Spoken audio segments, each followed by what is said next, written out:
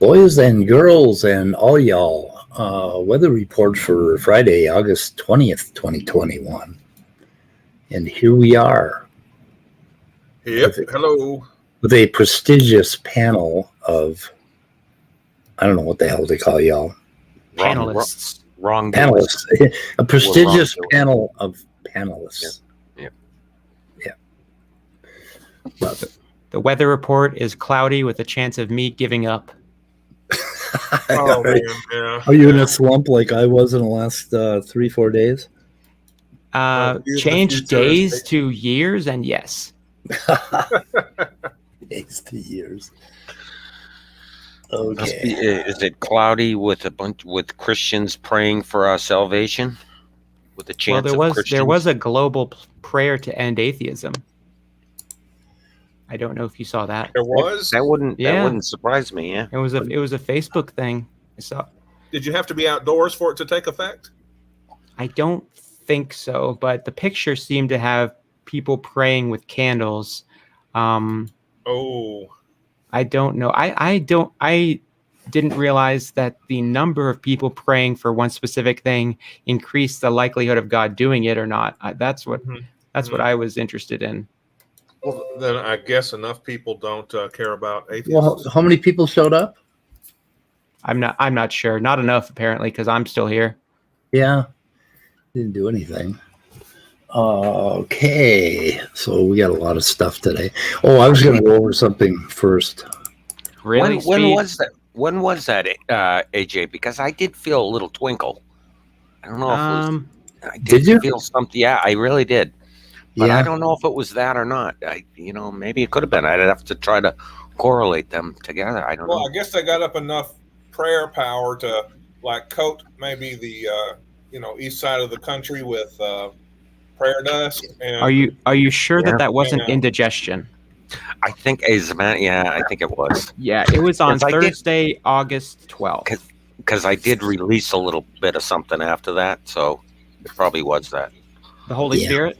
Yeah, definitely. Oh, okay. A holy something. A hole was involved. Yeah, it was. Yeah, definitely, yes. Well, I actually hated God a little bit less this morning than I did yesterday. So. Yeah. Wow, that's good. Hallelujah. Yeah. The prayers are working then. It's happening. Can somebody pull that up? Could you Google that for us so we could see this prayer? Maybe? Okay. Anyway, I just wanted to point out something I said in Evolution 1. We were talking about cell structures, and I mentioned villi. And what I actually should have called them is microvilli, because villi are actually made of multiple cells in the intestine. As you can see here, the single layer epithelium going around. But each of those little cells has on them microvilli, which are actually cell structures, which is what I wanted to talk about. So I was horrified that I was wrong. Oh. I was wrong about that. I don't know if I could ever listen to you talk about biology again, sir. I know it's pretty bad, but anyway, it's a nice little picture of the intestine, and you can see this lacteal green thing actually pulls out the lipids out of the fat out of your food. If you can get rid of those, then you can eat more bacon. If you have less of those. And then you can see the blood supply, the rich red blood supply coming in, and it goes out. And then it goes from here, and it goes, it's diverted to the liver, where the liver does a whole lot of trying to get the alcohol out, trying to get the, the cocaine and all that other shit we like to put in our bodies. It tries to get all that stuff out. So anyway, but I thought I would point that out. But we're not going to talk about intestines. We're going to talk more about livers, but livers are really complicated as it turns out, and it's taken me a while to get it all together. So I just wanted to point out that I said something wrong. Also, Cell Cordova said that I said that proteins are created outside of the cell sometimes. No, they aren't. I can't find where I said that, or no. Did I say Cell Cordova? You said South Cordova. Oh, shit. I'm sorry, Gard. I apologize, Cy. I should never have made that mistake.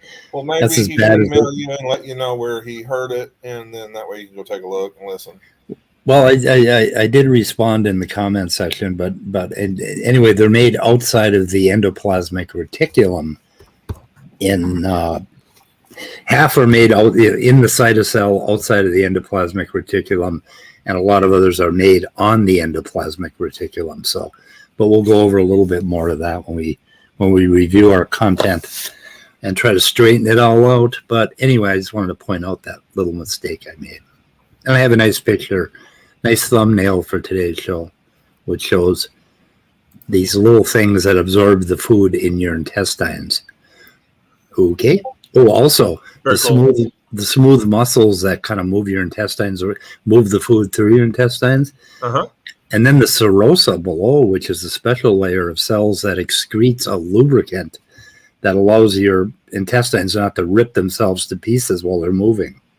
So that's a good thing because it really hurts when your intestines rip. So anyway. Okay. So enough of that shit. So what? you can share my screen now. Oh. God damn it, Scotty. Go ahead. You do it. You do it. Is that hard to read? Yeah, can you maximize it on your screen? Oh, there you go. So this is come and gone, and as far as I know, atheism has not ended.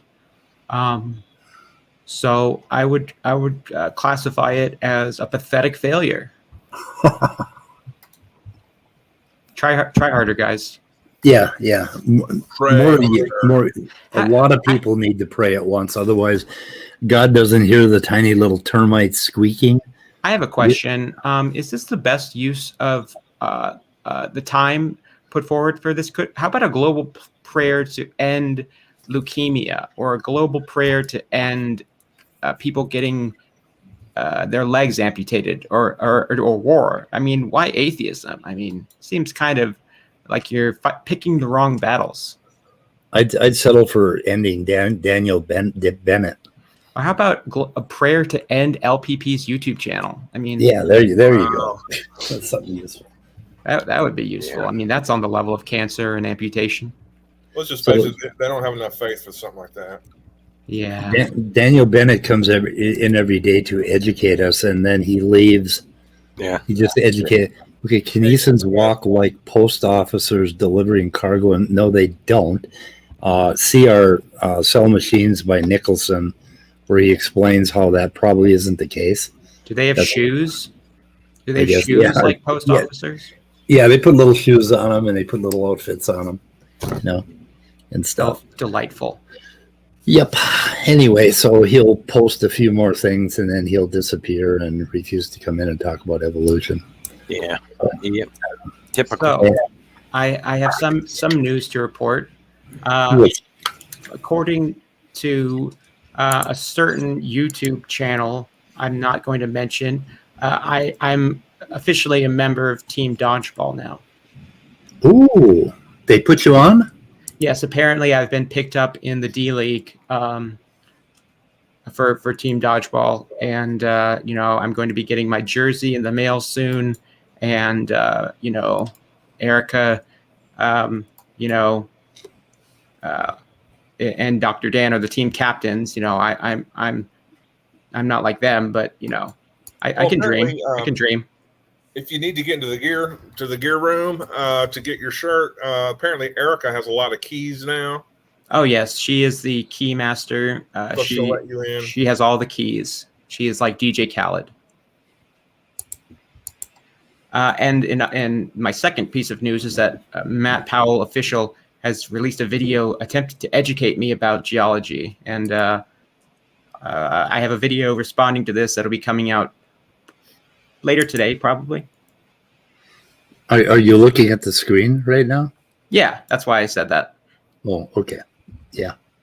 Should we listen to this?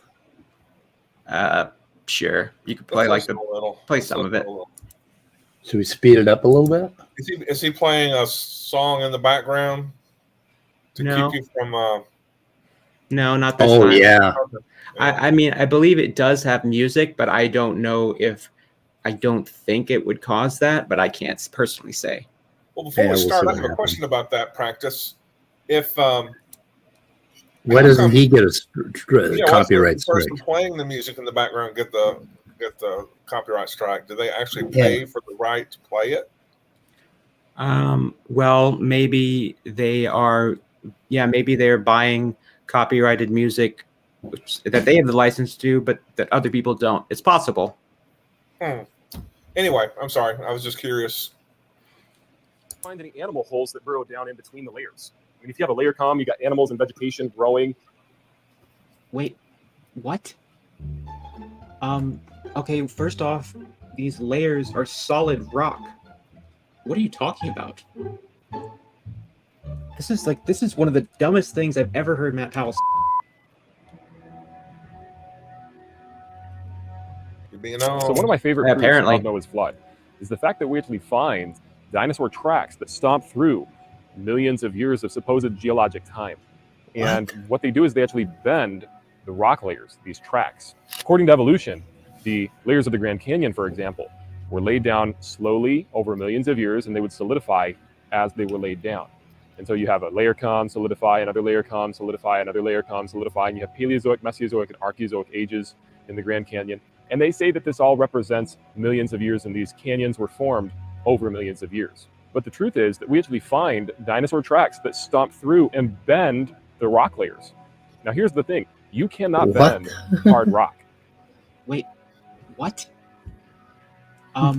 Okay, first off, these layers are solid rock. And so what that means is that these layers were soft when they were laid down. And so all of the layers simultaneously that the dinosaur stepped into had to have been soft, because otherwise the rock layers would not have bent. The layers were all deposited at the same time in one event. Okay, what picture is he showing? I don't know, but can you guys sympathize with me as to why I had the reaction that I did?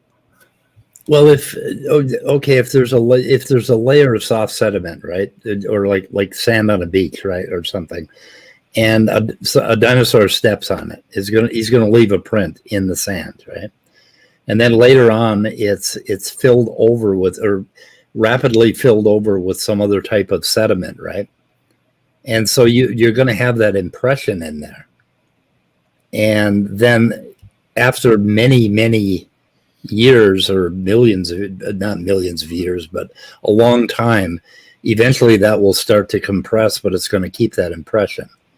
But I don't know all the details of the physics of, that sort of fossilization.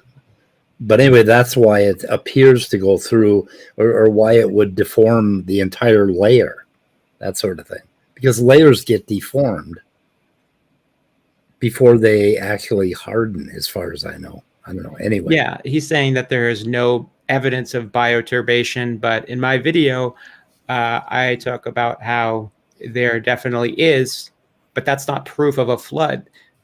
Evidence of bioturbation, which is just burrowing animals, plants that have roots that disrupt the soil and sediment, and that's bioturbation. That's totally compatible with deep time.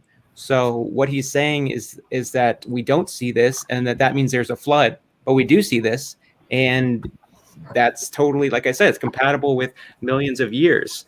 like there's going to be disruptions in the layer. But the reason that I had the reaction that I did was I thought he was suggesting that an animal was like stomping through solid rock. That's what he's saying. He's saying that's what would have to happen. But no, that isn't what we say would have to happen. So no. But he's kind of keeps clipping you out of context. So well, I put the actual context in my video, but I genuinely had a hard time understanding what he was even trying to say, and that's why I sort of got confused. But you know, he's framing that as if, you know, I'm being owned and my stupidity is being put on display by Mr. Matt Powell official. Yeah. Well, if you look at how, you know, the sediment on the bottom of a lake, you're going to see, you know, real soft stuff on top, and you're going to, if you dug down, you could dig it with a shovel, but after a long time, that is eventually going to turn to rock. Okay, it's going to get compressed and compressed and compressed over hundreds of thousands of years. And it's going to have basically different composition as you go up in the layers. But if there's an impression or a burrow or something in that one of those layers, it's going to fill in with later sediment. And you're going to see, you're going to catch that burrow is going to fossilize, basically, the burrow or the impression. So I don't know why he doesn't understand that part of it. I don't know. Is he claiming that we're claiming that solid rock got, the footprint ended up compressing solid rock? I don't know what he's saying. Let's see what else he's got to say. He has a box of rocks. We don't find any tree remains. We would expect to find roots from trees still in the ground, preserved, of trees that grew while the layer was waiting for the next layer. When the flood was happening, and sedimentary rock was being formed, and all the layers were unstable and being laid down by water and were mud at the time, the dinosaurs simply stepped into those layers and bent them, and that mud solidified into sedimentary rock. These dinosaur tracks that we're finding, they literally stomped through millions of years of supposed geologic time. If these layers were truly millions of years old and represented... And that's the other thing. They do that with the polystrate fossil idea. They always claim that it was millions of years when actually it was not necessarily that long for each layer. So they always throw in the millions of years. I don't know. Different ages, they would have broken. The rock layers would have crumbled. They wouldn't have bent. What? And so what it means is that these layers were moist and soft and were laid down in one event. Yeah, they were. That's how it works. I don't understand why he doesn't understand that. Apparently he thinks evolution is a very dry process. Yeah, I guess so. And it's really like, arid. He's talking about a dinosaur stepping on something to step through a layer. It's like, well, some of the layers were at the bottom of the seafloor when they were forming. So don't think there are any big T-Rex down there. Yeah, the layers aren't completely flat. You know, they can have all sorts of perturbations basically in them when the next layer comes in. So you're gonna see ripples and all kinds of things. So you don't have to step through millions of years. I don't know where the hell he gets that from. Yeah, I didn't show very much of Matt Powell's video in mine, but he did. Yeah. He showed about 10 seconds of a 2-hour video that I made in his. So who cares? Right. Anyway, you're famous now. Yeah. 1,200 views. So we should go in comments and link your video. I'm sure it'll get deleted. I'll make it public when the stream ends, if I remember to. Because the video is uploaded. It's just not public yet. It's just ready to be let out of the gate. Cool. Yeah, it's like at a bull riding competition when you're ready to let the angry bull out of the gate. That's and just the angry bull's coming, man. Thrash around and throw Matt Powell into a clown inside a barrel. You better hope that clown's not hung over. Yeah. Oh, did anybody find that David Neff Leo thing that's supposed to happen today? Or did I put that in the... It's in the private chat. Oh, I put it in the description. Yeah, okay. So... Yeah, we found it. Yeah, it's in the description. I already put it in the description. So David Neff tonight is going to have, let's see. He's going to have a talk with Leo about something. Oh, physics, I think, right? Gonna talk about YEC physics. Sorry. How physics refutes YEC. Yeah. And it's linked in the description. So anyway, I want to point that one out. And okay, we got standing for truth comments, which Andrew's going to come and talk about. And then we have Forced Valkai. Forrest Valkai, yeah. Put that up there if you don't mind. Yeah. He has a really amusing compilation that came from his TikTok videos, I think. Yeah. Or whatever. Let's see. Yeah, he's apparently an educator of some sort in Oklahoma, which is kind of ironic because Seth Andrews, who also has a similarly deep voice like this guy has, is from Oklahoma. So I don't know. I guess they breed them there or something to have deep radio voices.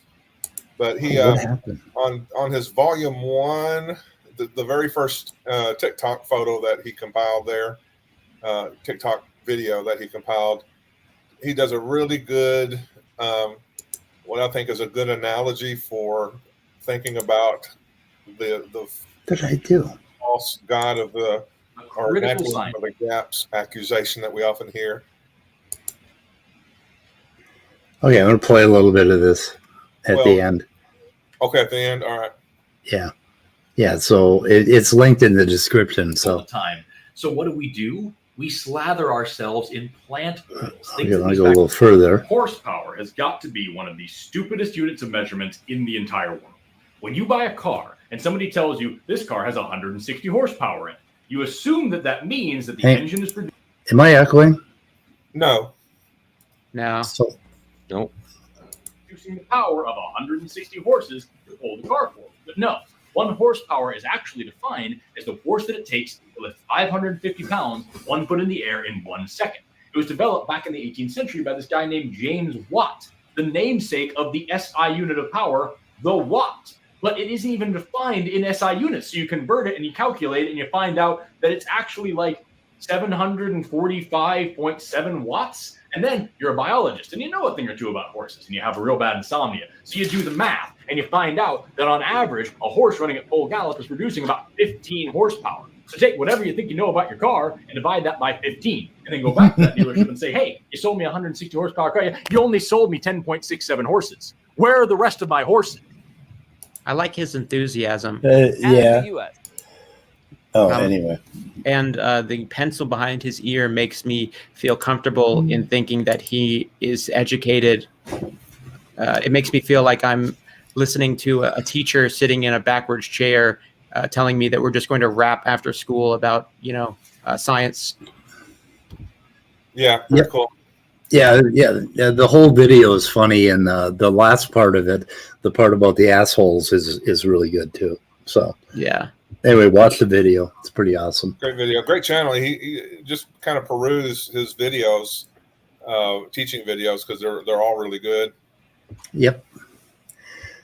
And then we have the Friendly Atheist did a video, which we linked in the chat, on Matt Powell. Matt Powell. And of course, he had to get Eli Bosnick from the Scathing Atheist to do a voiceover or reading Matt Powell's parts from his video because of playing that music in the background, and Hemet was afraid of getting a copyright strike. Right. So all the Matt Powell parts are just read by Eli Bosnick, which is kind of sad if you think about it. Yeah. Look at those eyebrows. Yep. You are looking at, I don't know. I don't know who's dumber, Matt Powell or Praise I Am. But they've said some really dumb things anyway. Yeah, definitely. Yep. Anyway, he was pretty wrong, and he showed a textbook that he found somewhere that talked about dinosaur flatulence and as one of the theories, and of course he did it out of context. And Matt Powell?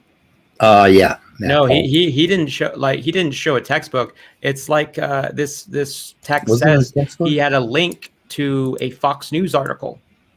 Oh yeah, but no. Later on, he talks about a textbook too. Oh, okay. Yeah. I haven't seen that part then. Yeah. So he actually found the textbook somewhere. Let's see, was it right here? Yeah, and he blacked out the part that said some wild scientist came up with the idea that dinosaurs.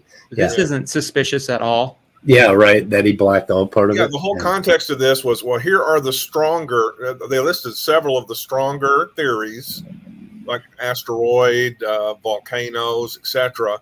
And then he crossed out this is the most minute, inconsequential theory, and you'll get that in the context of the book if you are actually allowed to read that whole section.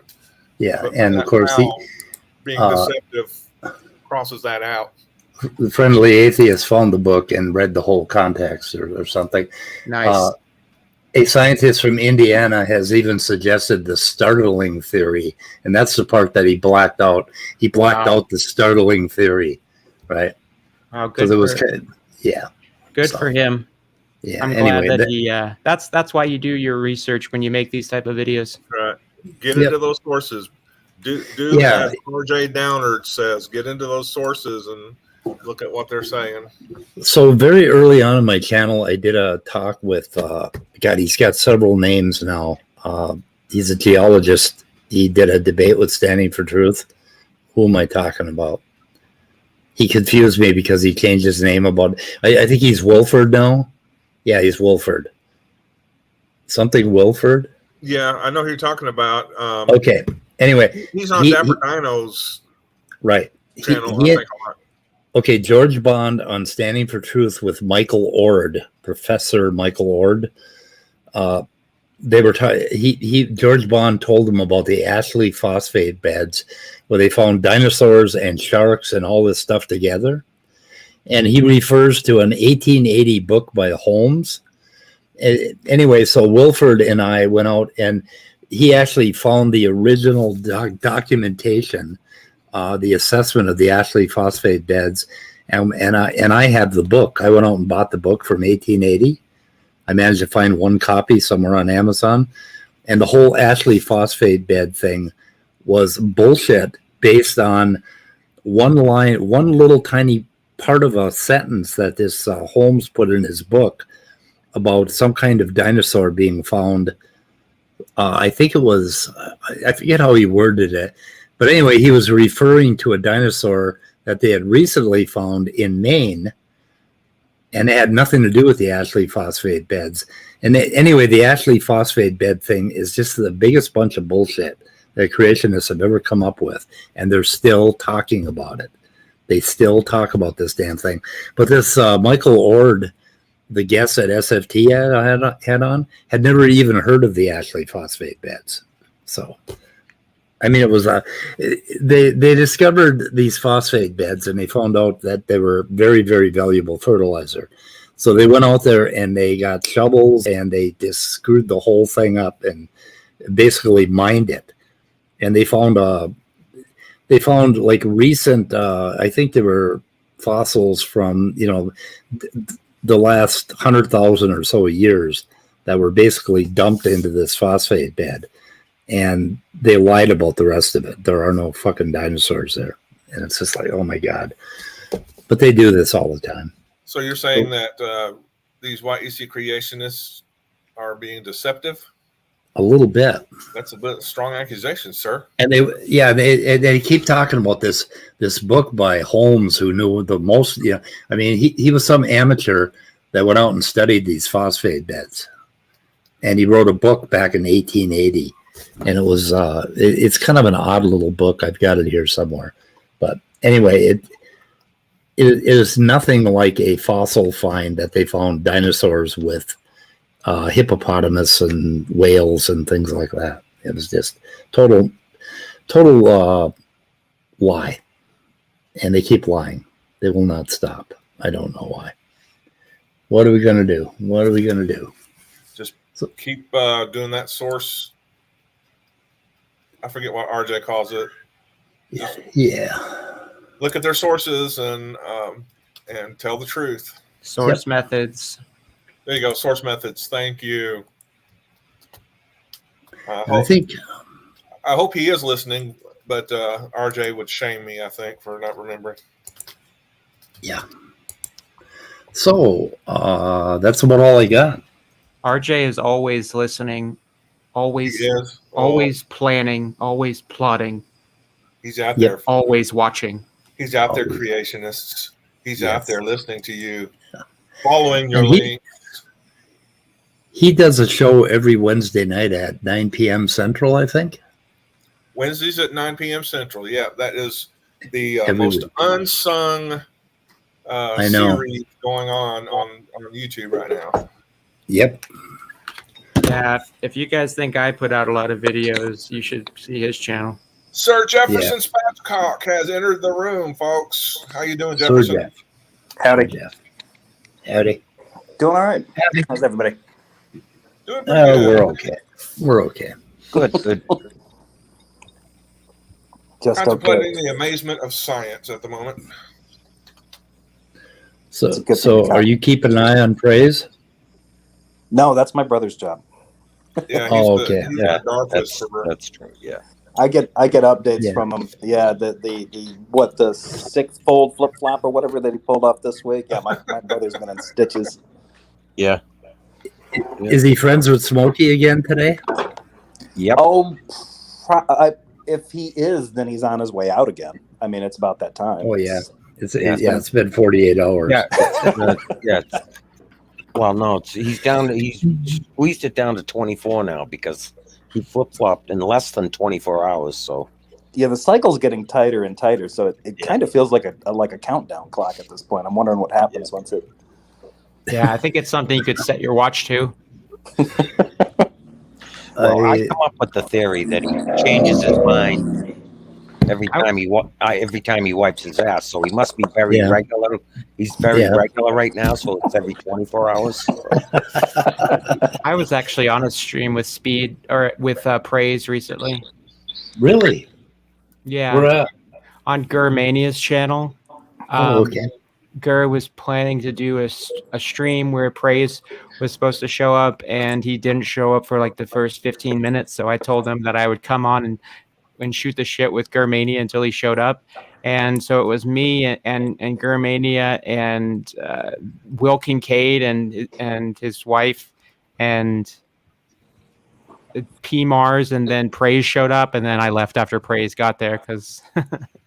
But it was fun. It was actually pretty fun, I have to say. Didn't Praise showed up and then left right away? No, he showed up and then I pretty much left. I think Praise stayed there for a while, I think. Okay, it's called the one where Praise. Let's see, the one where Praise didn't show up till later and then left shortly after. So, well, there you go. That's what he named the video. So that's a heck of a good title. So at that time, was he pro or anti-Smokey? I think he was pro Smokey back then. I think he was pro. Okay.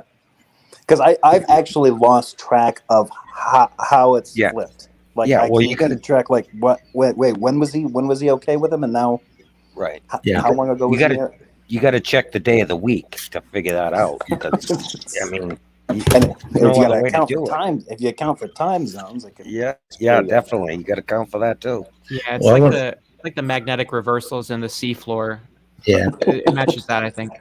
A little faster. I want to create a website that charts him basically with his various, whether it's OSAS or the Trinity or whatever the hell, we have different charts, and it would look just like the. It would look kind of crazy. It wouldn't look like the COVID chart. It would look like some crazy stock market graph. It would look like the advances and retreats of the glaciers over the past few thousand years. Yeah, if you sped it up by if you sped it up. If you just scaled it down to the lifetime of the human, I think he might be proportionally the same. I think it follows a sine wave if you just program it like that, just going up and down. Yeah, indefinitely. It's pretty bad when I checked in earlier, and this one guy had a video going earlier this morning, and P Mars was making fun of Praise's lack of consistency. Wow! So you really hit rock bottom. That's enough to get you into therapy right there.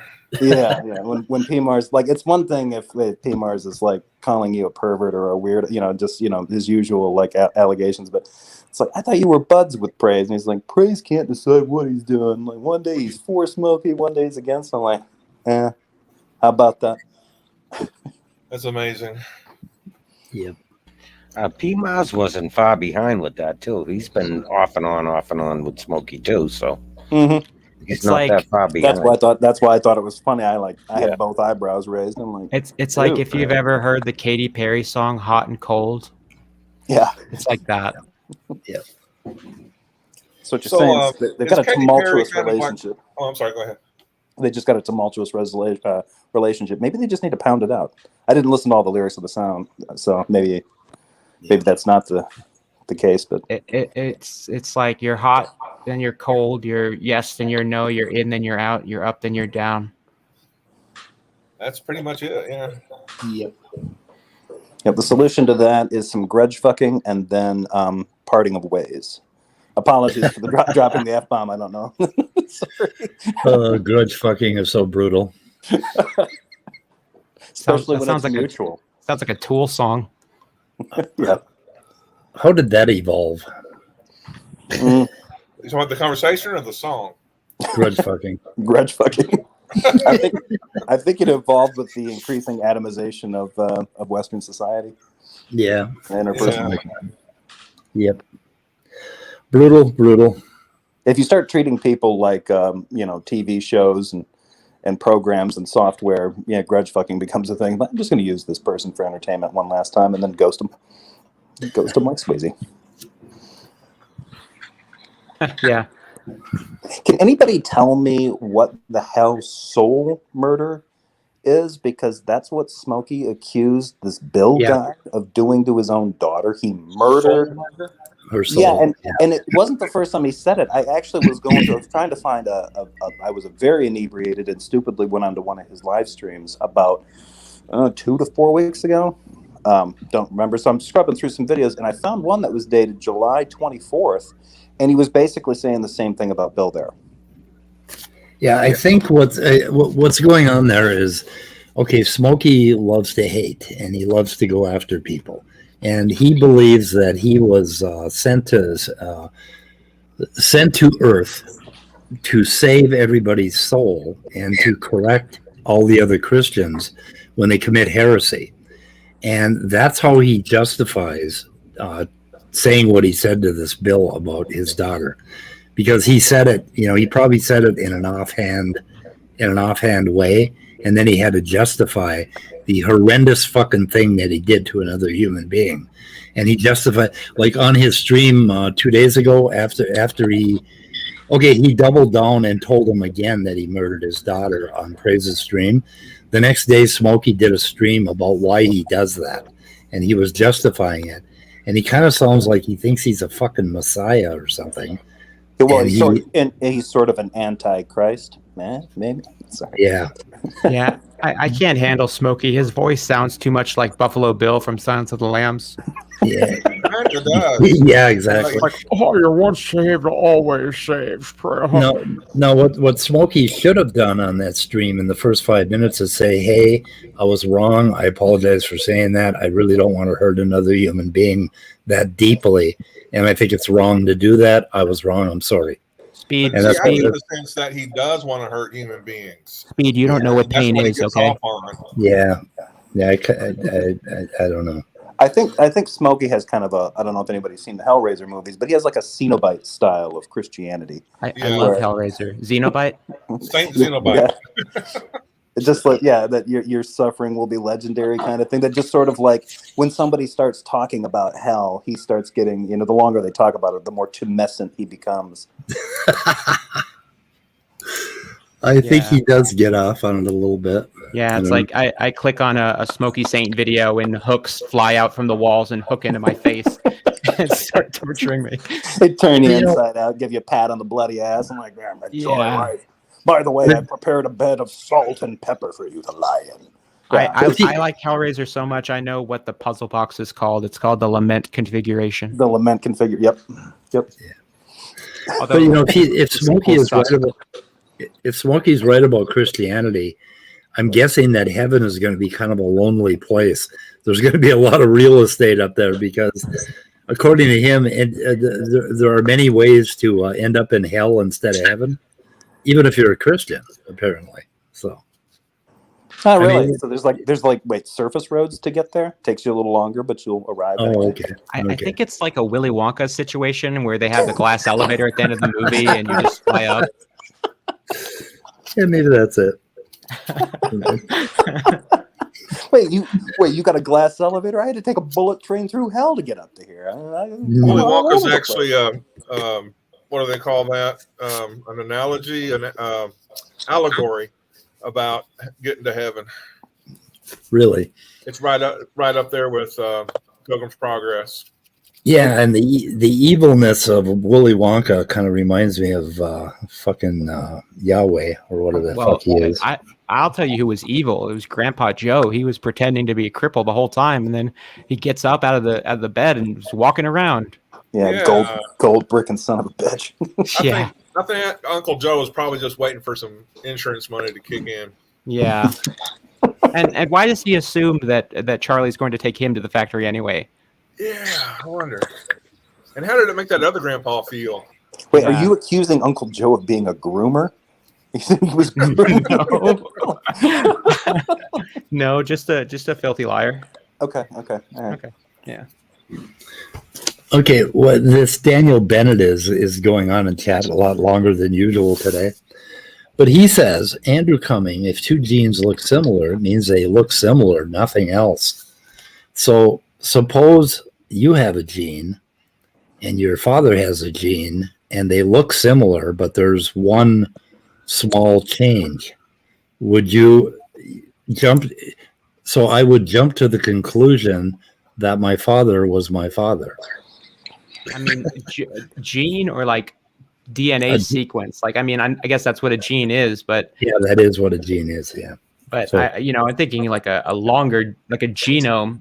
You know, your genome is going to be similar to your dad or somebody that you're related to, and you can go by the percentage. Like, I did 23andMe, and it tells me that my first cousin, I share 14% of my DNA sequence with them, but like my second cousin is not as much, and so it's not just arbitrary, like I think he's saying.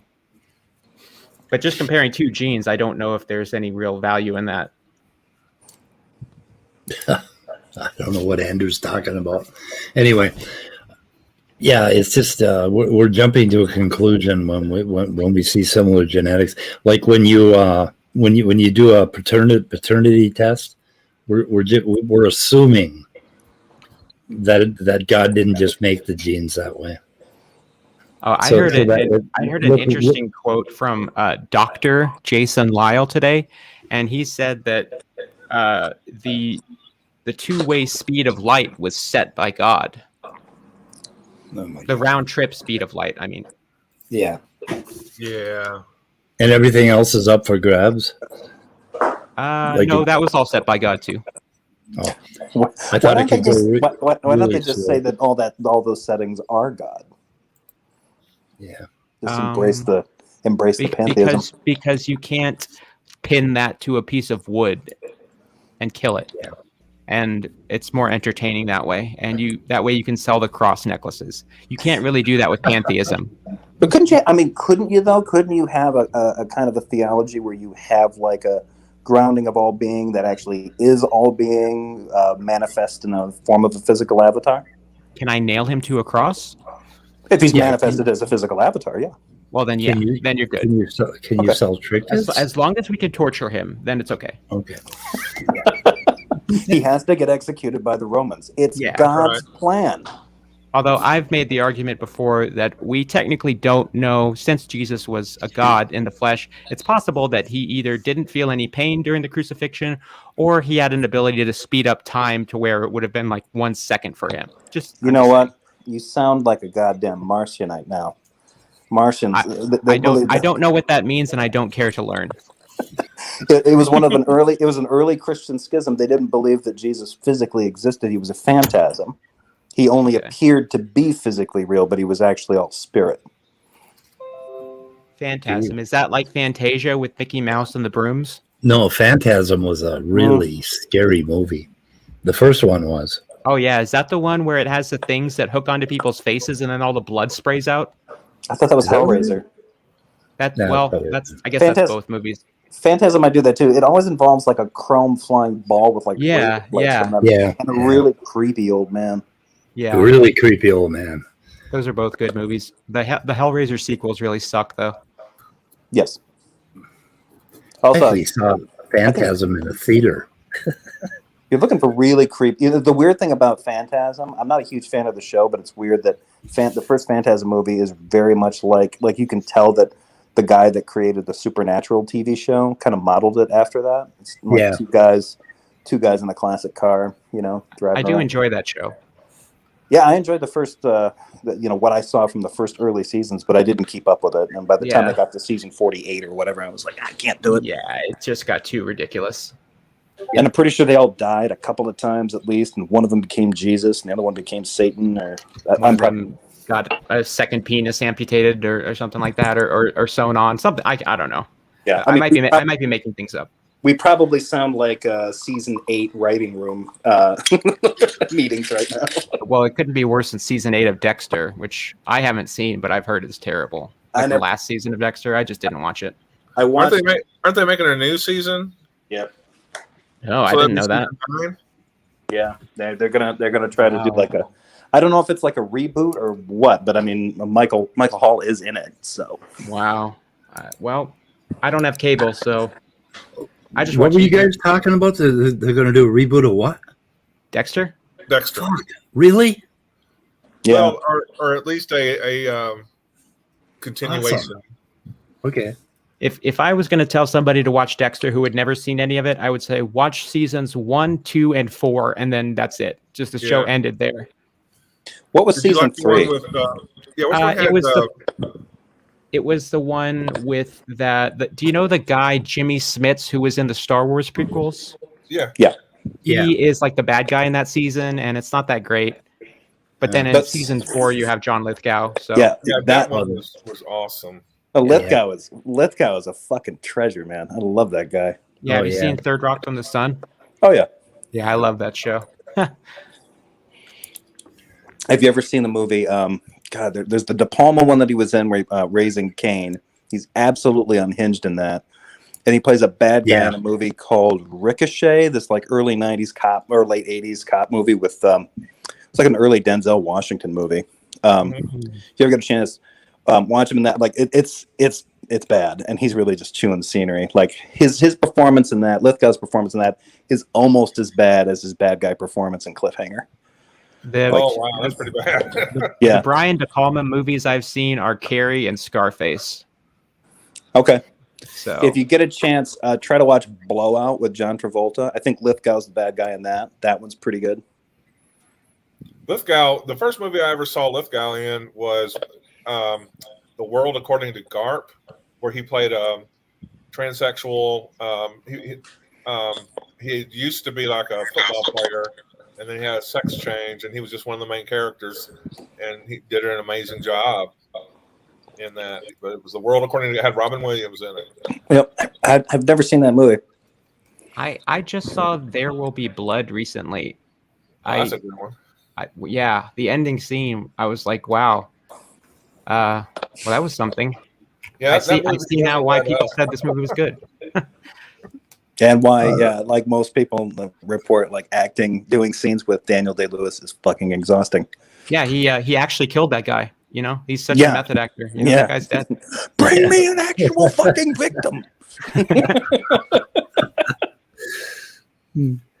So I linked this Panda's Thumb thing in the description, by the way, in case anybody wants to read it. Happy Jason Lisle Day. So whose blog is that? Panda's Thumb. It's kind of famous, but why does this panda look like he's suffering? He is. Oh, that's not good. I think because it may be supposed to be raging. I think this panda is missing his thumb. It's been or maybe it's been cut off. Anyway, it's a pretty good resource. Anyway, Dr. Jason Lisle. to you. Doctor. That's from 2014. Yeah, Dr. Cracker. I thought something was missing from the title of that post. It just said happy birthday, Jason Lisle, or happy Jason Lisle Day. Something about he promised to explain why he didn't really get destroyed with his starlight theories or whatever. And apparently they're still waiting. I don't know, Dessel posted it. I'm not sure what the background is. He's making that's what Monkey for Banana's newest video is about the starlight theory with Dr. Jason Lisle. Oh, cool. Yeah. And I did a similar video to that with Maddie from the channel Science Side Up. Although we didn't get through the whole video, the starlight issue of, how can we see stars that are obviously farther than 6,000 light years away? If the universe is only 6,000 years, which means it's not that old. Is that why there's the round trip theory of light? Like it's like different speeds and coming and going? I guess so. But I think that's just sort of a distraction because that doesn't really matter. Yeah, I don't understand how they get that to work, and I'm not that keen on physics. So not about the speed of light. I mean, because we know that the speed of light in a vacuum is a constant. But I beat you, Scott. Yes, you did. I beat you that time. We were going to bounce him around for a while, but nope, didn't work. Like a basketball. Yeah. Oh, I'm a beach ball now? Huh? I'm a beach ball now? You're a beach ball. Oh. I was wanting to be Are you going to happen to have a stream tonight? Oh. Yeah. I was thinking. Cool. I was thinking about covering the one that Tom Rabbit had done a video excerpt from a conversation that Darth had with a guy named Hyunjin. Okay. It's from a few weeks back, and I've been meaning to talk about it because Darth says something in the video where he says this person or someone is practicing cognitive dissonance, and I laughed out loud. I was eating something when I was listening to it, and I almost spat it up. I was like, people do not practice cognitive dissonance; they experience it. They just have it. What? It's like, oh yeah, I just chose to be cognitively dissonant about this right now. Well, I know some people who seem to practice it. I don't know. They have to have practiced, so because they're so good at it. Was this the one you reviewed earlier, Speed? The one on the screen.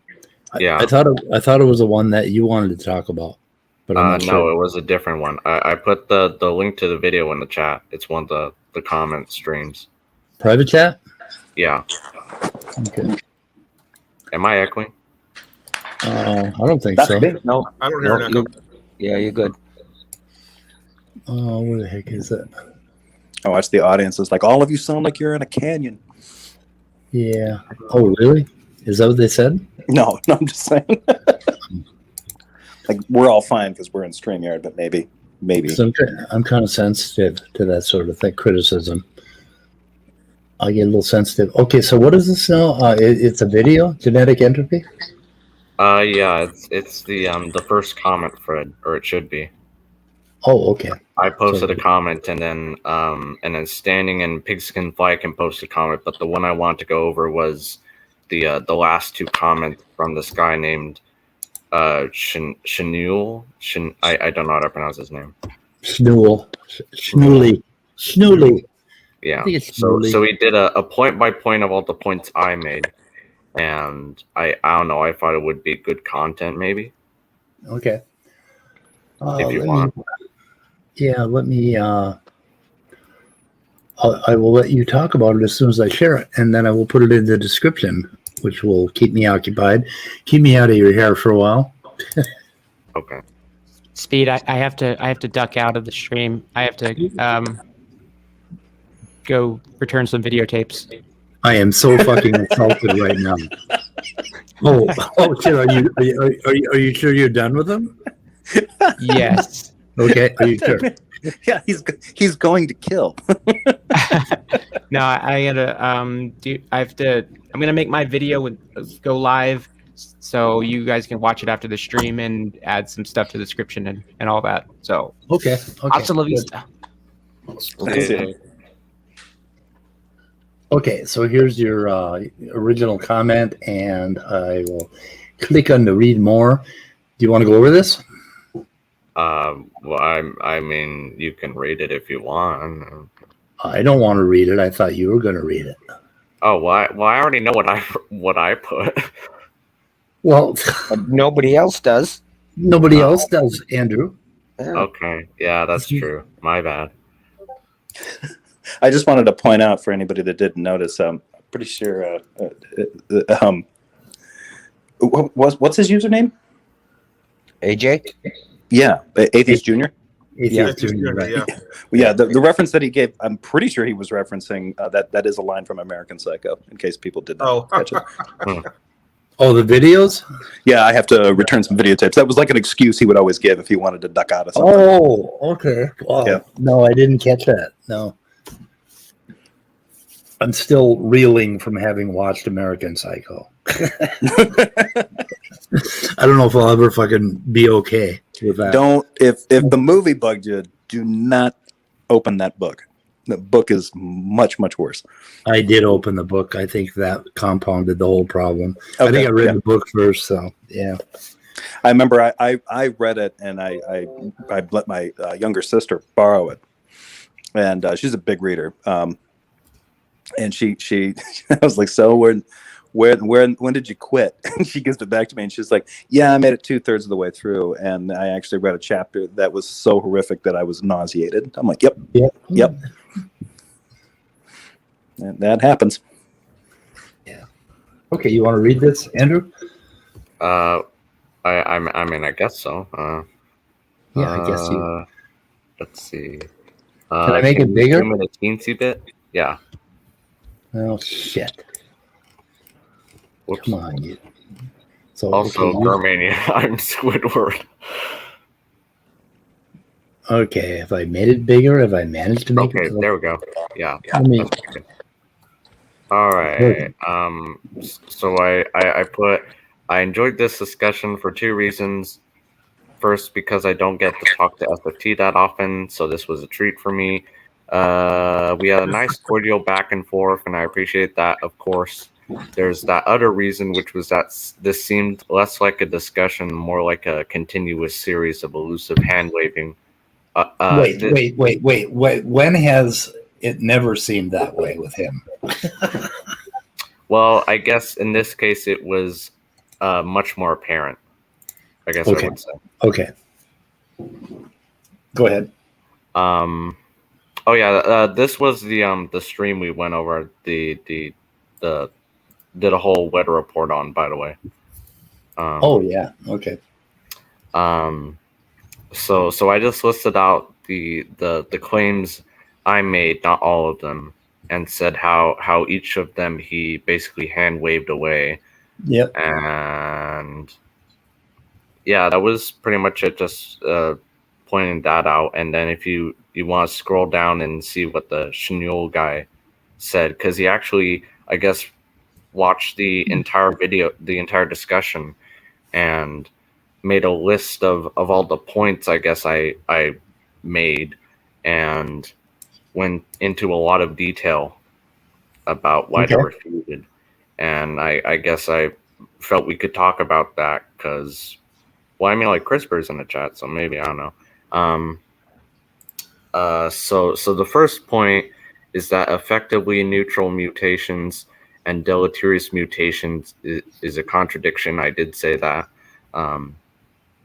And he says that it's not, because it means the effect is very small, and that's not a contradiction to it being deleterious, which I guess makes sense if you were to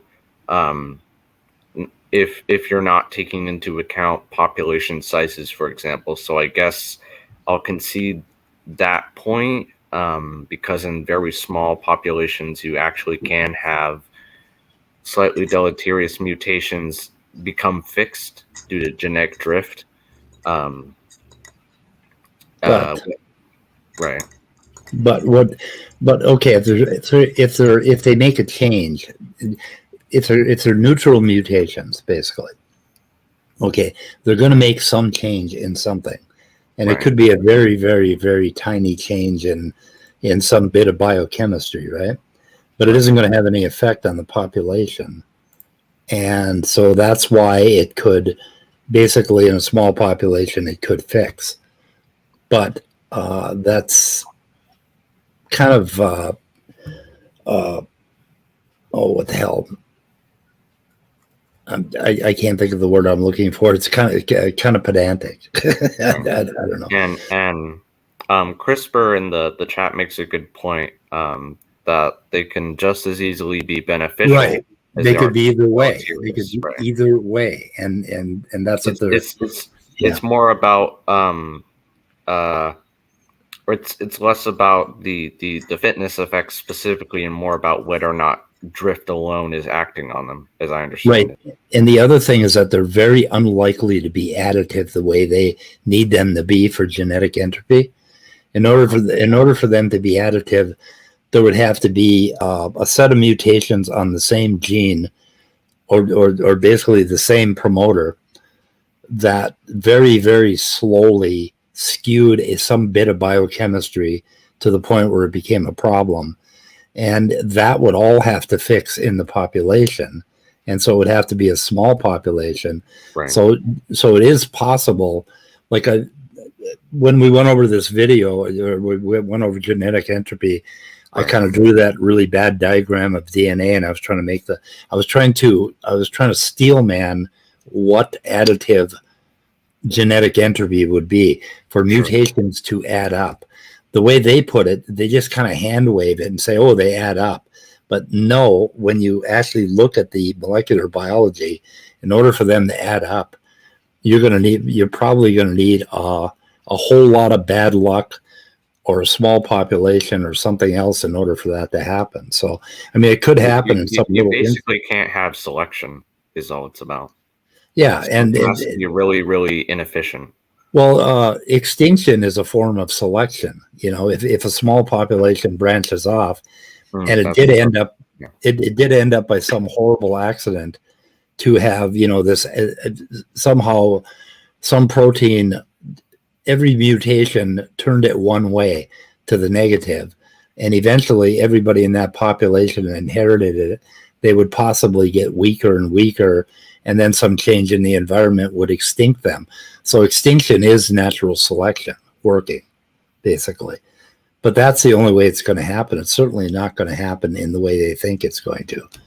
And that's why genetic entropy is a failure. Right.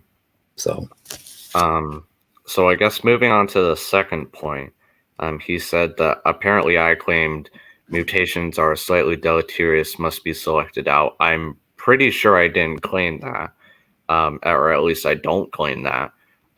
Slightly deleterious mutations, they're not going to be removed just like that. I know that at least. Mutation rates are way too high. What does he mean by that? I guess maybe the amount of deleterious mutations overwhelms beneficial ones, maybe? I don't know. Jefferson dropped off. I had a question for him. Oh, you did? Oh. Yeah. Sorry, Peter. Can we get Jefferson back in? If he's listening, Jefferson, up back in. I think he's preparing for the live stream he's about to do, and he's trying to contact Jay, so he may not be coming back in. Yeah, that was what I was wanting to ask him about, but it's less funny if he's not here. There's a reproductive limit. Okay, environmental noise makes it very hard for selection to act upon it. Yeah. So the same thing I said before applies here. Yeah, it doesn't matter. Reproductive limit for selection to work anyway. What the fuck? Per person, per generation. Take away junk DNA. How do you do that? Yeah. You're taking away neutral mutations if basically you assumed all DNA was absolutely necessary, right? Then one mutation. Yeah. That's what they do assume, though. They assume that's mostly functional, and that almost all mutations are slightly deleterious. And like I pointed out, if that were the case, you'd never live beyond 3 months of age because of cell division and mutations that happen on the somatic line. So, right. Okay, you go ahead and read it. Okay. Yeah, and then he just repeats that which I agree. Effectively neutral mutations are subject to drift. I understand that. And there are too many mutations, yada yada yada. So the third point was kind of interesting because I don't think he quite understood what I was saying. In that he's saying, okay, I was saying we are degenerating because of relaxed selection. What I was trying to get at there is because humans, or specifically modern industrial human populations, are degenerating because of less selection. That means that modern human populations are an exception. I'm not saying that like here he's saying relaxed selection doesn't affect the slightly deleterious mutations which will accumulate anyway. I wasn't saying relaxed selection is why they aren't degenerating. Right. I'm saying that's why they are an exception. And later he does talk about how, he kind of goes back to this point when I say that humans are an exception, so I don't quite understand how he refuted this point exactly. Let's see, he's saying we're degenerating more because of relaxed selection. But okay, the point that we are degenerating at all is something that people have considered because of this idea that we have relaxed selection, that we're taking care of people that have mutations, right? And those people might reproduce. But that still isn't going to fix in the entire population of 9 billion humans. I don't know where it couldn't. And it's like hemophilia. That's from like an inbreeding line of royal whatever, some royal line, right? I mean, that hasn't fixed. And it's been how long? I mean, it's just this whole idea that humans are degenerating at all is something that it's the reason why Sanford got invited to speak at the NIH because they are worried about this, the possibility that we're screwing ourselves in some way or we're ending up with more and more mutations. But they still aren't fixing across the entire population. And they're using this as a way to disprove evolution, right? And it doesn't. It doesn't work that way. Because even if humans were degenerating because of relaxed selection, it still wouldn't have an effect on beetles, cockroaches. It wouldn't matter for populations where there isn't relaxed selection, is what I'm saying. Yeah. Or where selection is more effective, basically. Right. Okay. And then I don't quite understand the fourth point I made. I keep saying the fourth point he makes, but he's responding to my points. I don't know where I made the point that mutation rates in the past were not the same. So I don't quite know what he means there. There's a little bit of there is variation in mutation rates. Right. But, as long as we're highly related, we're going to have roughly the same mutation rates because we are highly related. Right. So, other mammals are going to have about the same mutation rates, but there's variations in bacteria. Let's see, in the past we're not the same. I'm not sure why you made that point in the first place, that they weren't the same. Yeah, I don't know if I made that point. I'm not sure. Maybe I did. I might have misspoken.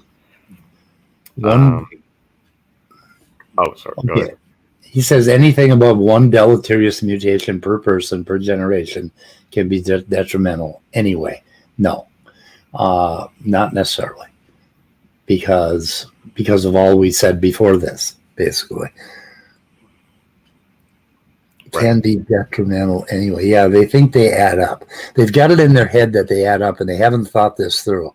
What it would take for it to add up, it would have to hit the same gene, and it would have to slowly, very carefully mutated to the point where they could still reproduce, and then they would still have to fix over the entire population in order for the whole population to go extinct.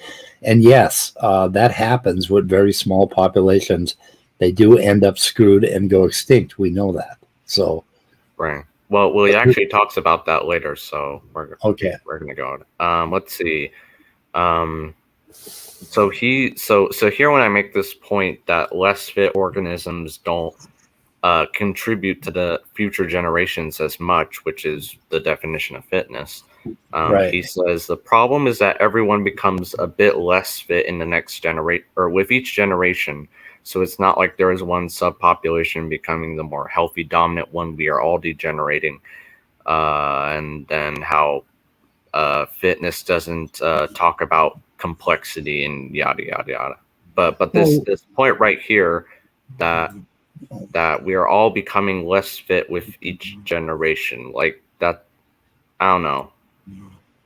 Yeah, how can we all become less fit with each generation? They think that the 100 mutations add up for the entire population, and somehow we all suffer.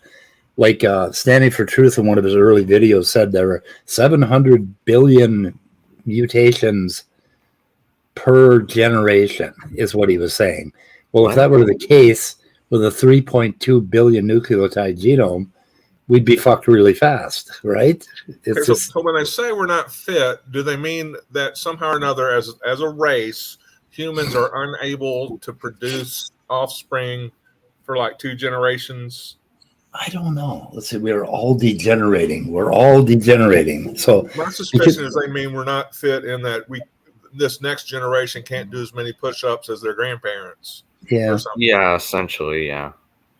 So the idea of losing fitness and the idea of genetic entropy are totally unrelated, then, aren't they? Well, yeah. I mean, they have to consider absolute fitness, and to them, that's more important than relative fitness for a given environment. But basically, they're talking about our chances of losing our ability to carry on into future generations. Right. He also talks about that later, how we're all supposedly losing IQ and we're getting diseases and all the same talking points again. But IQ doesn't necessarily affect our ability to survive and pass on. Yeah, that's a good point. I don't know. The problem is that everybody becomes less fit. So again, they've got it in their head that this is additive somehow, and it just doesn't make sense. Okay, definition of fitness. So he's talking about cell Cordova territory, right? Right. Okay.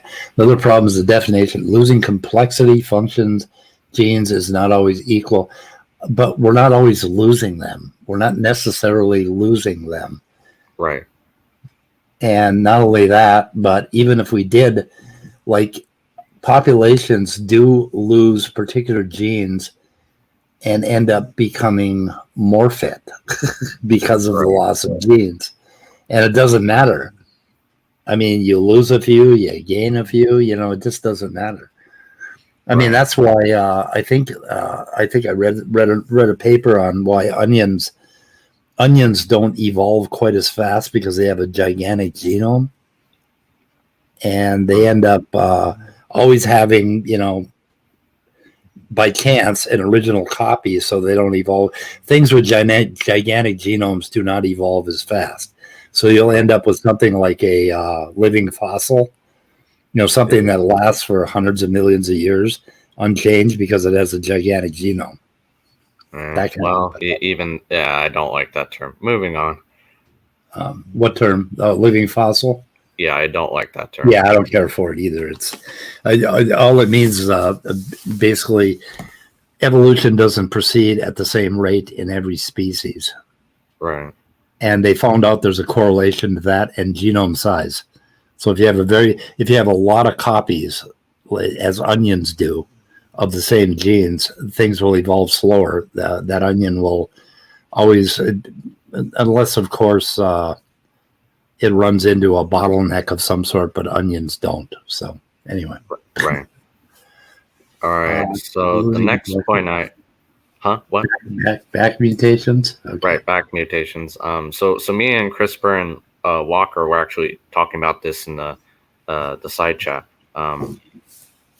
And so he gives this example of how evolution going to evolution and then going to evolution and how it's unlikely to go back to the original starting point. And I mean, doesn't that still ignore? Well, for one thing, it kind of overcomplicates things because he's talking about 26 different states at each site, whereas for DNA there are only 4. But for another thing, isn't that also ignoring the fact that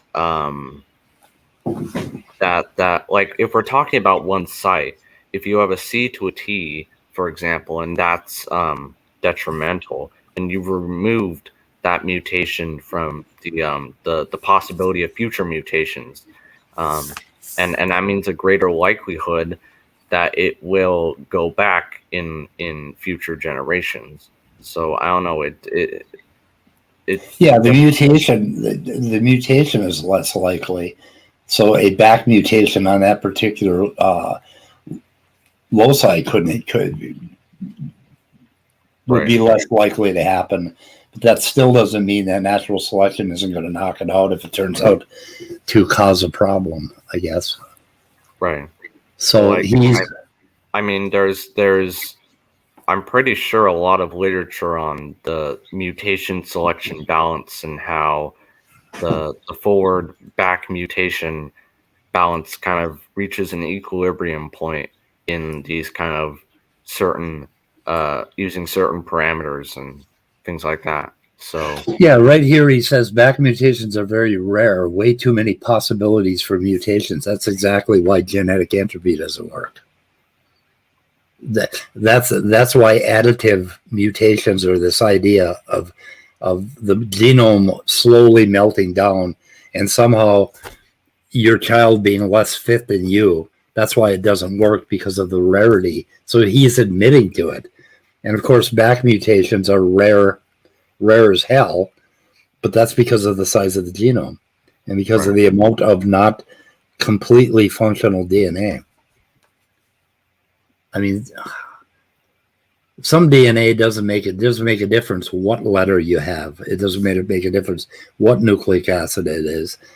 All it needs to be is of a certain length in order to reach from one part of the chromosome to another. And they completely ignore the massive variation in functionality of the particular gene sequence. And they do this over, like zinc fingers, like Sal Cordova likes to talk about. Those zinc fingers, there'll be like 7 of them in a row. And it turns out that only 3 of them need to lock onto the DNA. The other ones don't matter.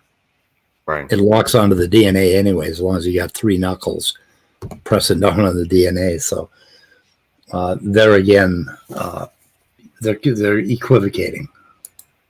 Right. So what else did he say here? Evolution, it will in most cases degenerate to a point where there's only word salad going back to the original. Okay, it's going to degenerate to the point where it's word salad. Well, you wouldn't live that long. The population would not live that long. So, yeah, the equilibrium, the balancing, basically. Right. We're always balancing. In fact, I was reading in this Biology by the Numbers. I think I showed the book and linked it the other day. It's a really good book, but I think they talk about the number of failed embryos or failed fertilization events. That's where a hell of a lot of new natural selection happens, is before there's even an organism to reproduce or to live. The chances, by the time an organism is born, it's pretty well set up to reproduce. There's, I don't know. 3 knuckles is enough. That's right. Yeah, CRISPR. I don't know if that's. It kind of scares me because none of my fingers are made of zinc. So yeah, I don't have enough. 3 knuckles is enough to knock a creationist out. How about that? Sure. Yeah. Well, zinc fingers are like knuckles, basically. They have a certain pattern that locks onto a piece of the DNA. CRISPR probably works with that stuff because that's really we're producing those. I think we're producing zinc fingers to do medicine. I don't know. CRISPR could comment or straighten me out on that.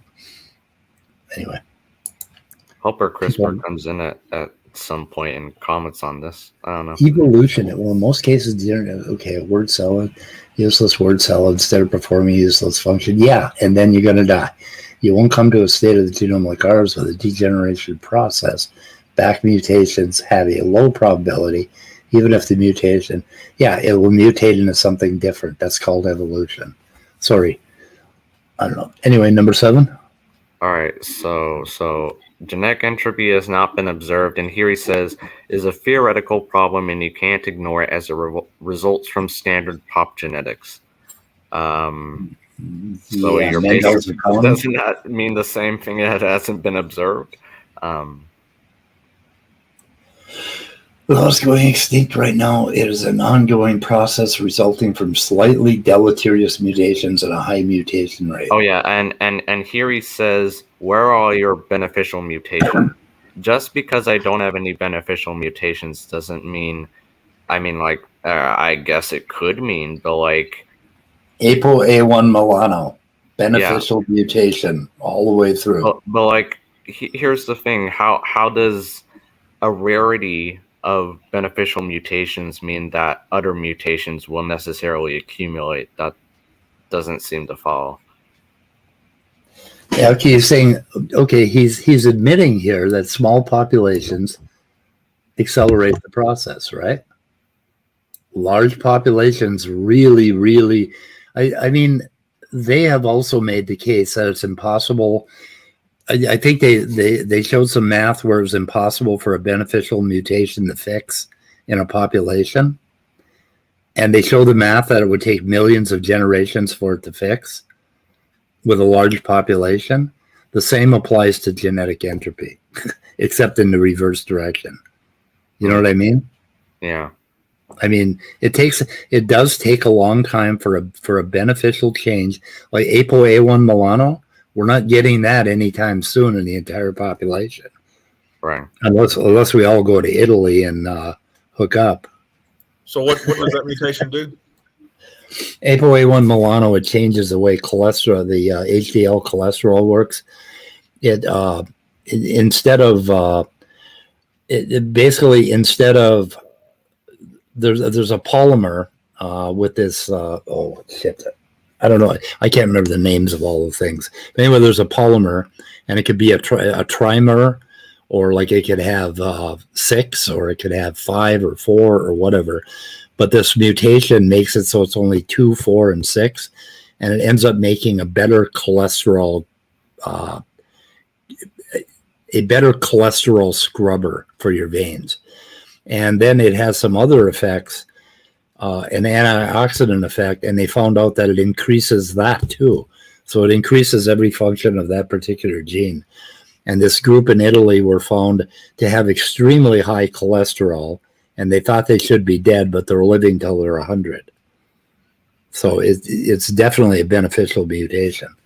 If we were a small population and some of those people were in the population, that gene would fix in humans, and we would all have that good cholesterol. Unfortunately, we're not all going to Italy to hook up. It'll get diluted. But if you want to hook up, go to Italy, because that would be the place to do it. So if you want to live forever, go to Italy.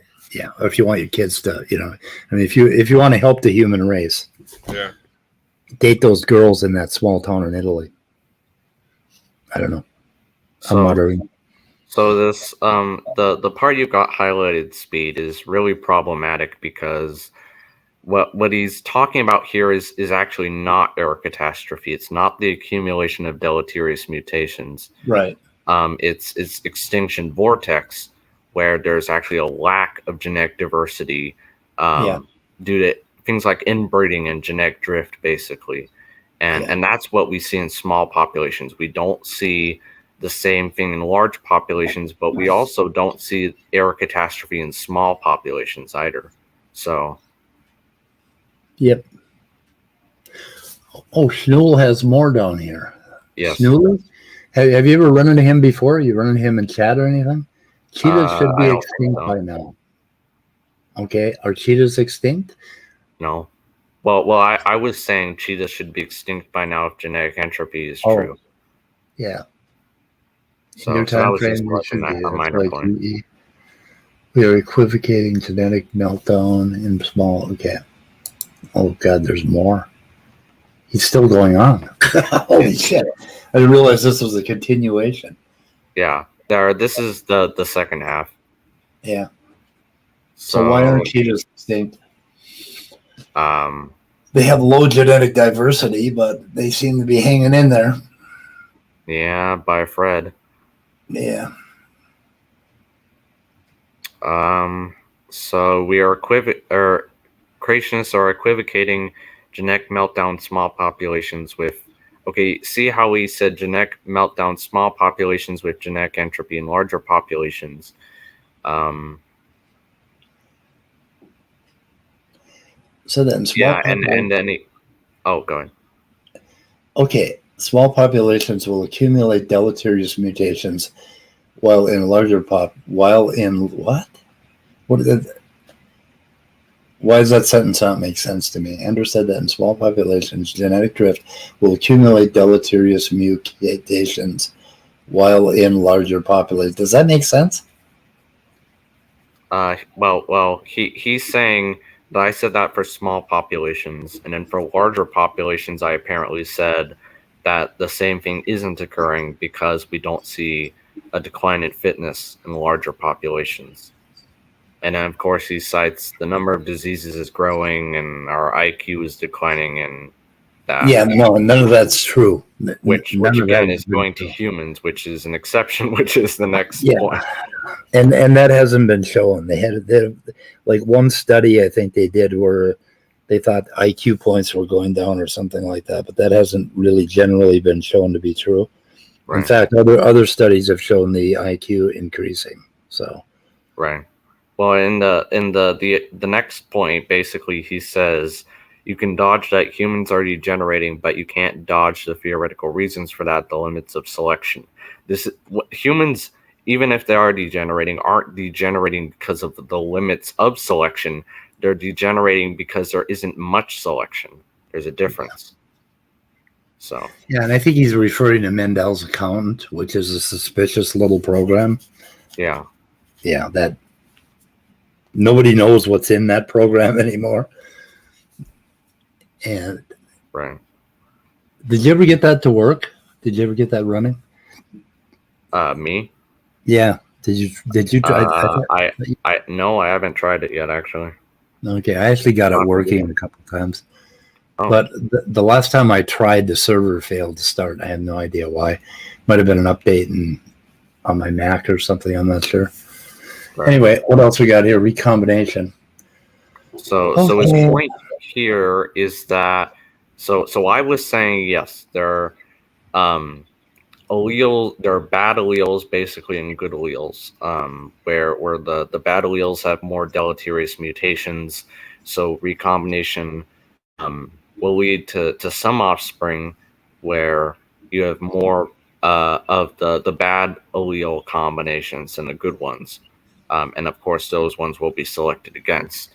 Right. And he's basically saying that in fact, to him, that is the whole point of genetic entropy, because we're selecting only the least mutant ones. Well, if there is selection at work here, and he's practically admitting this, then that means that these mutations don't accumulate indefinitely, which kind of destroys the whole point of genetic entropy, right? Yep. So sure, I'll admit that we're all mutant, but that what difference does that make? Yeah. Recombination is going to give you variation. And variation is what we need to solve this problem. If there is something that's going bad somehow, it's going to go, I mean, it has to go bad at some point, right? Right. And recombination is going to keep it shuffled up. I don't know. Anyway. Not all mutations are harmful. Almost all of them are. What's the point? Almost all of them are. What's the point? Yeah. No, they aren't, because that's what neutral mutations are. Right. They're not harmful.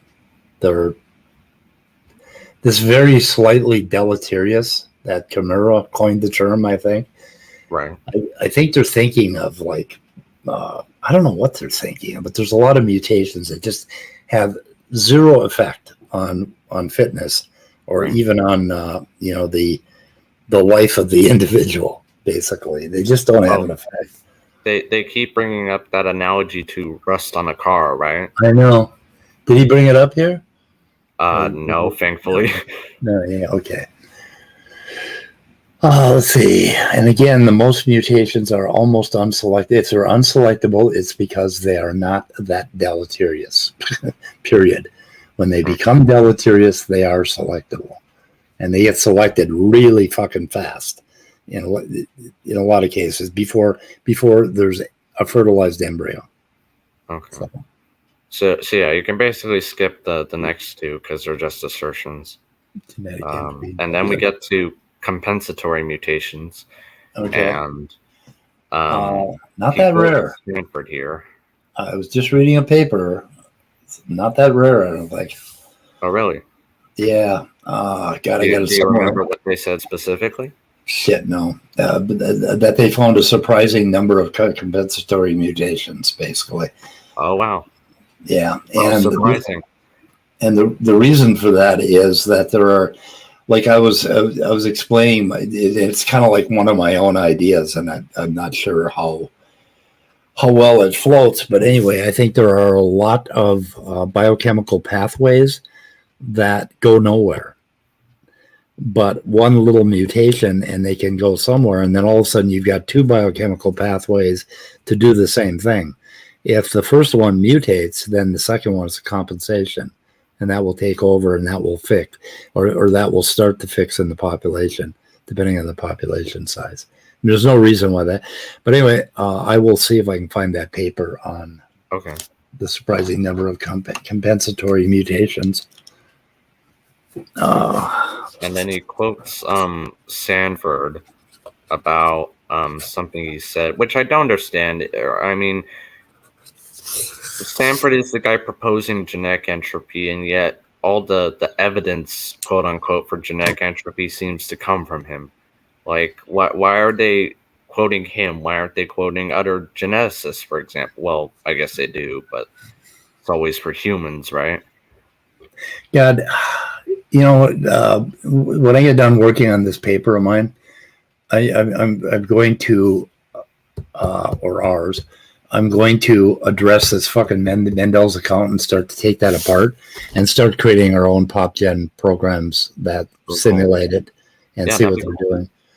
Creo Debunk said he's going to help me on it. I have a real language barrier with you, Creo, if you're listening, though. We're going to have to communicate by text. Anyway, because it's Mendel's accountant is about the only thing that they have. And nobody has really looked at this or explained exactly what the model is that it's using, how they do recombination, and how they do basically their PopGen in general. So we have to look at it. And it's a very difficult program to look at because it's huge. And I think the people that did it are no longer alive, unfortunately.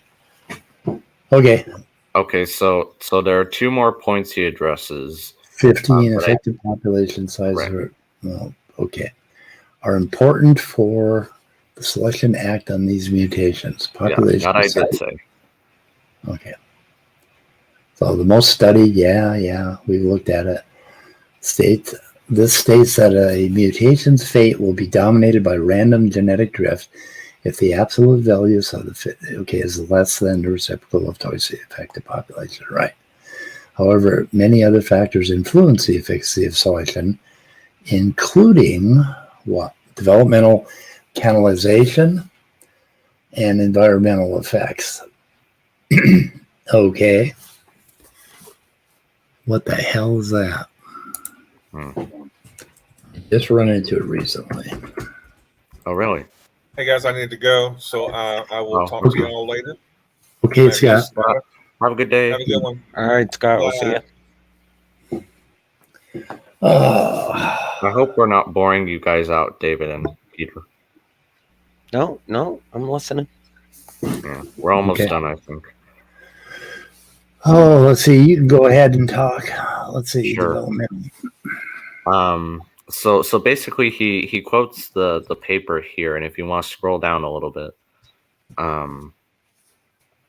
basically, yeah. So Sanford is quoting this particular paper, which I actually responded to in my actual comment above in this comment thread, where I said, okay, so point 16, yeah, if you want to take a look at that paper.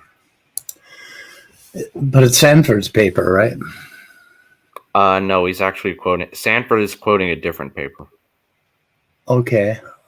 Oh, this is where he's quoting it. So what's the name of the paper he's quoting?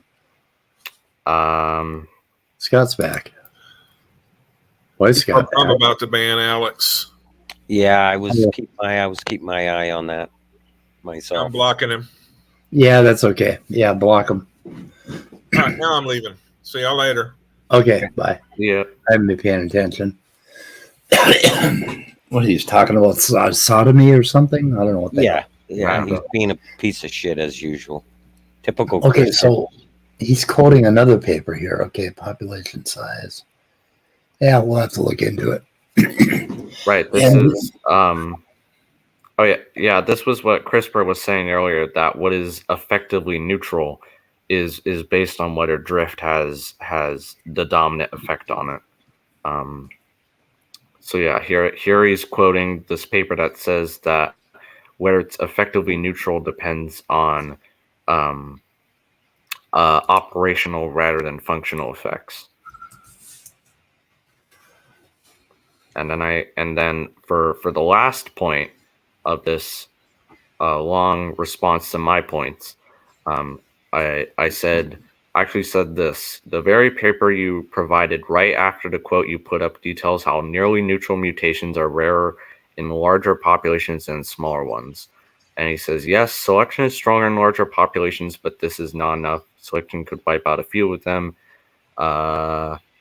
And it's just acting on noise, only able to remove the worst. I don't think he understands what it means for selection to be more stronger in larger populations, because what that actually means is that what it means to have an effectively neutral mutation, the range of mutations that are effectively neutral, the range actually gets narrower.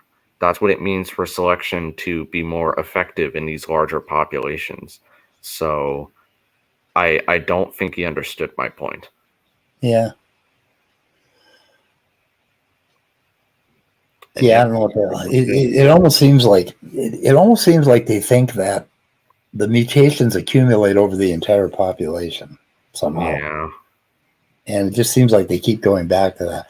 But I wonder how much this guy knows, and it seems like he knows quite a bit. Right? Yeah, but, I think so. Yeah. Well, it's going to take a closer look. So. Yeah. Let me get that Sanford paper and see what he's at, who he's actually quoting and what it actually says. But oh god, I don't know if I have time for this, but we'll see. Yeah. Oh, there's your homework speed. Huh? I said that's your homework speed. I got a lot of homework. You have no idea how much homework I got. Oh. I'm working on the liver. Oh, right. The more I work on the liver, the more freaked out I get about the fact that I have a liver. I don't know how doctors survive med school without becoming so paranoid they're afraid to move. Okay. Because it's like, holy shit, all the stuff my liver's doing and how important it is. I'm afraid to walk across the room because I might disturb my liver. Right. Anyway, well, thanks for letting us go over this speed. I know some of the points are a little complex, but there are some subtle things that I think he missed, and I want. Well, you know, this requires a closer look, so we should copy this into a Word doc, and in fact, I will share it with you, and we will work on this more. Okay. Okay. But it just seems like they're very confused about this genetic entropy thing. Yeah, they all are. Yeah. And I don't understand how it's additive. You know, I mean, I'm trying to figure out cases where it would be additive, but as soon as it adds up to a problem, you're either going to have an extinct species because the population was small, or it's going to disappear from that population. Those two things are facts, and I don't know how they get around those facts. I'd like to see them do the math on it. Of course, they have done the math with Mendel's accountant, but we don't know what the hell they're doing. Right. We got to look into what they're doing. If we blocked Alex, why is his comment still up, if I may ask? What's that? Alex's comment is still up. Oh, because I guess Scott must have left it up or something. Oh, okay. Before he left, because I didn't. Well, I might have put it up accidentally. I'm kind of sad that CRISPR didn't pop in. I was hoping we'd hook him in here, but I guess not. Oh well. We'll get to him. You know, the problem with all of this stuff is that what does Cell Cordova call it? It's some law. There's some law that he keeps referring to, where when somebody says something wrong, it takes them 30 seconds to say it, and it takes you 3 weeks to research it. Bernoulli's something like that. But Bernoulli is fluid mechanics, but it's something like that. Yeah. Anyway, I forget whose law it was, but yeah, drives you crazy. But anyway, I think we can shoot her in the head today. Okay. Did you have anything you want to add, Peter or David? Oh, Peter! Damn it, Peter's here. We got to talk to Peter. I'm just curious. What I would like to see is someone when they start talking about shit like this, call them out and say, okay, for the sake of conversation, evolution is fake. It didn't happen. It can't happen. Now you come up with your model. Yeah, present me one original created kind, and present me a kind that made it onto the ark. That's the part I want to know about, and then explain how we got the diversity right after Noah's flood. Right, how did that work? Put the burden of proof on them, right? Because that's the part that keeps being left out, and that is what fuels all of these idiots to pretend that known science isn't known science and it can't work or it won't work. Let's force them into coming up with models and how we got the diversity we have after Noah's flood. Yeah, that's the part I want to see, because they argue against evolution while arguing for a turbo hyper evolution after the flood. So how did that work? Well, you see, Peter, it's not technically hyper evolution for unknown reasons. Yeah. Well, I would like to have them come up with a model. SFT pretends that he's so incredibly smart, but if you start pressing him on that, he will run. Okay, Daniel is trying to make an attempt. Come in, Daniel. Come in right now and explain it. Yeah. Where's Daniel? Speciation happens in very short periods of time. Yep. We're going to talk about the finches, aren't we? Give us your model. Come in and give us your model. Kind of off topic, Peter, but I like the waves going around your icon. It kind of looks like a space-time grid, which I think is quite fitting for your icon. Yeah, that's what the hell are you? Yeah. Are those fingerprints? No, they're not. They're not fingerprints. It's just lines. Lines. Really cool. This week, there's something with lines. I'm still recovering from Jill's argument. Oh. Is that what causes that? It's just lines on paper. Yeah, we asked him what longitudinal lines are on a globe. Oh. And guess what his answer was? Oh, God, what? What?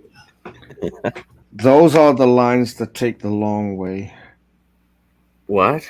I'm not kidding.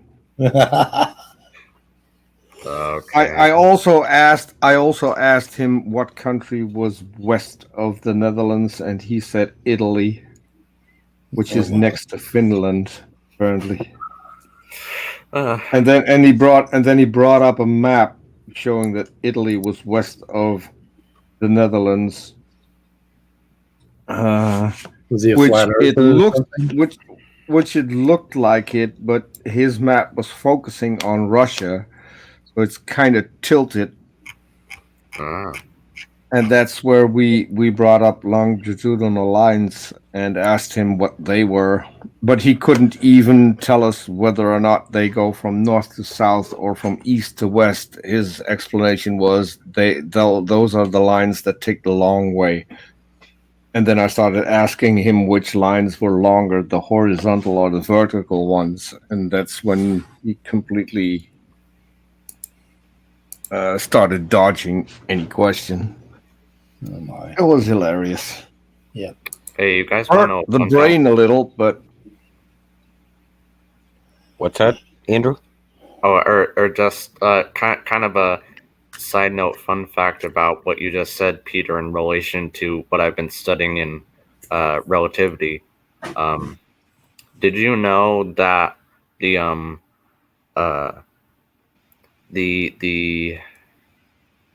oh gosh, I'm trying to think about how to properly phrase it. The line segment between the North Pole and the all the way to the South Pole.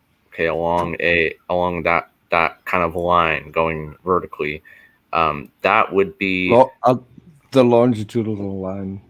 Yeah, that would be as straight a line as possible, but going from say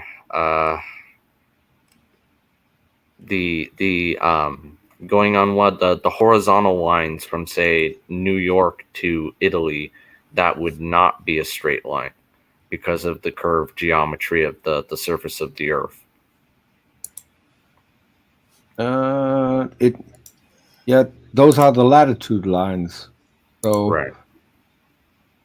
But that's all they do is that's actually why airplanes fly over Greenland in order to get from North America to Europe, because that's the shortest distance. It's a straight line on the curved surface of the Earth. Math. Yeah. Anyway. Okay, guys.